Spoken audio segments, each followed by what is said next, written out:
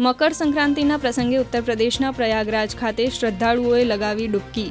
શ્રદ્ધાળુઓ વહેલી સવારથી ઘાટો પર પહોંચ્યા. સુરક્ષા વ્યવસ્થાને ધ્યાનમાં રાખીને એન્ટી ટેરરિસ્ટ સ્ક્વોડ અને સ્પેશિયલ ટાસ્ક ફોર્સના કમાન્ડોને સ્ટેન્ડ બાય રખાયા.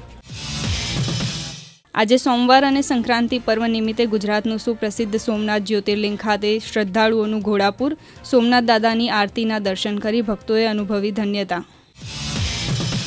પ્રધાનમંત્રીએ આર્મી ડે નિમિત્તે અસાધારણ હિંમત, અતૂટ પ્રતિબદ્ધતા તથા સેનાના જવાનોના બલિદાનને આપી શ્રદ્ધાંજલિ.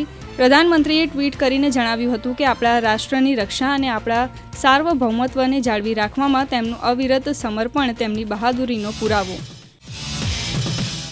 મુંબઈ અયોધ્યા વચ્ચે ઇન્ડિગો એરલાઇન્સની સેવાઓ આજથી શરૂ. અયોધ્યાથી મુંબઈની સીધી ફ્લાઇટથી સામાન્ય નાગરિકોને મળશે રાહત.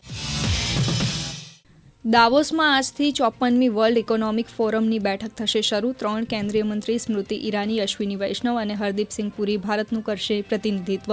વિશ્વભરમાંથી 2800થી વધુ નેતાઓ ભાગ લેશે. ગાઝા અને યુક્રેનના યુદ્ધ પર પણ થશે ચર્ચા.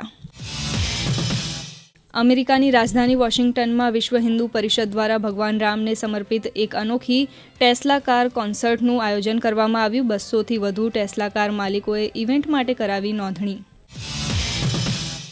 બ્રિટને આ વર્ષના પ્રથમ અર્ધવાર્ષિક ગાળામાં નાટોની મોટી લશ્કરી કવાયત માટે યુરોપમાં તેના 20,000 સૈનિકો મોકલવાનું આપ્યું વચન. બ્રિટનના સંરક્ષણ મંત્રાલયે કહ્યું કે તે આ નાટો કવાયત ડિફેન્ડર 24 માટે યુદ્ધ જહાજ અને ફાઇટર જેટ પણ મોકલશે.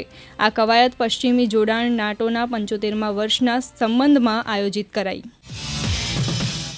પ્રસિદ્ધ શાયર મુનવ્વર રાણાનું હાર્ટ એટેકથી થયું નિધન. તેમણે લખનઉ પીજીઆઈ હોસ્પિટલમાં લીધા અંતિમ શ્વાસ. લાંબા સમયથી કિડનીની બીમારીથી પીડિત હતા.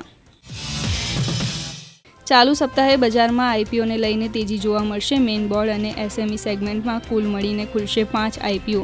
તેની સાથે શેરોની પણ થશે લિસ્ટિંગ.